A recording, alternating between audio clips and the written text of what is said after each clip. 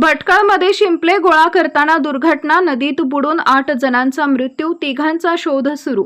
उत्तर कन्नड जिल्ह्यातील भटकळ तालुक्यात रविवारी घडलेल्या दुर्दैवी घटनेत तट्टे हक्कळू नदीमध्ये शिंपले काप्पेचिप्पू गोळा करण्यासाठी गेलेल्या 13 जणांपैकी 8 जणांचा पाण्यात बुडून मृत्यू झाला।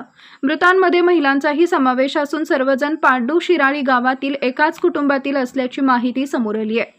मृतांची नावं लक्ष्मी महादेव नाईक वय वर्ष 38, लक्ष्मी महादेव नाईक, लक्ष्मी शिवराम नाईक वय वर्ष 39, उमेश मंजुनाथ नाईक वय वर्ष 42, मास्तम्मा मंजुनाथ वय वर्ष 43, लक्ष्मी अन्नप्पा नाईक वय वर्ष 44, ज्योती नागप्पा नाईक वय वर्ष 37 आणि मालती जटप्पा नाईक वय वर्ष 38 अशी आहेत। मिळालेल्या माहितीनुसार रविवारी सकाळी 13 जणांचा समूह तट्टे हक्कळू नदी परिसरात शिंपले गोळा करण्यासाठी गेला होता। यावेळी काही जण खोल पाण्यात अडकल्याने दुर्घटना घडली। अचानक निर्माण झालेल्या गोंधळात अनेक जण पाण्यात वाहून गेले। स्थानिक नागरिकांनी तातडीने बचाव कार्य सुरू केले।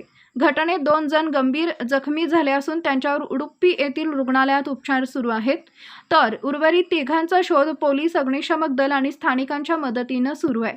दरम्यान मृतांचे पार्थिव भटकळ सरकारी रुग्णालयात हलवण्यात आला असून रुग्णालय परिसरात नातेवाईकांचा आक्रोश पाहायला मिळाला। या घटनेमुळे पांडू शिराळी गावात शोककळा पसरली आहे।